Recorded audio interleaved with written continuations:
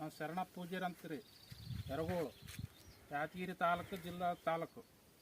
ನಾವೇನಂದ್ರೆ ಗಂಗಾ ಕಾವೇರಿ ಬಲದೇವ ಬೀಜನ್ನು ಹಾಕಿದ್ದೀವಿ.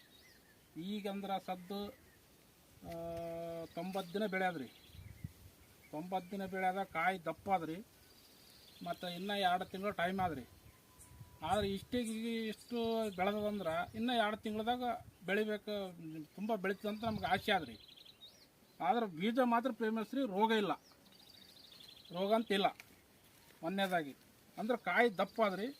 ಇದಕ್ಕೆ ಏನು ಕನಿಷ್ಠ ಅಂದ್ರೆ 100 ಆಚೆ ಕಡೆ ಕಾಯಿ ಕೊಡ್ಬೋದು ಅಂತ ನಮ್ಗೆ ಆಸೆ ಆದ್ರಿ. ಇನ್ನು ಹೆಚ್ಚಿಗೆ ಕೊಡ್ಬೋದು ಅಂದ್ರೆ ರೋಗ ಅಂತ ಇಲ್ಲ. ಈಗ ಎಷ್ಟು ಅವ್ರ ಕಾಯಿ?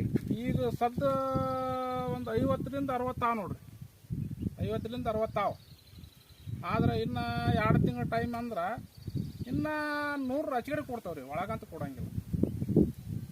ಬೀಜ ಮಾತ್ರ 1 ನಂಬರ್ ಬೀಜ ಅದ್ರಿ. ಯಾರಾದ್ರೂ ಒಕ್ಕಲಿಗೆ ಈ ಬೀಜ ಏನಿಲ್ಲಾರದು ಆಗ್ಬೋದು ವಿಶ್ವಾಸದಿಂದ. ನಮ್ಮ ಅನಿಸಿದ ಪ್ರಕಾರ ಇಷ್ಟ ಆದ್ ನೋಡ್ರಿ.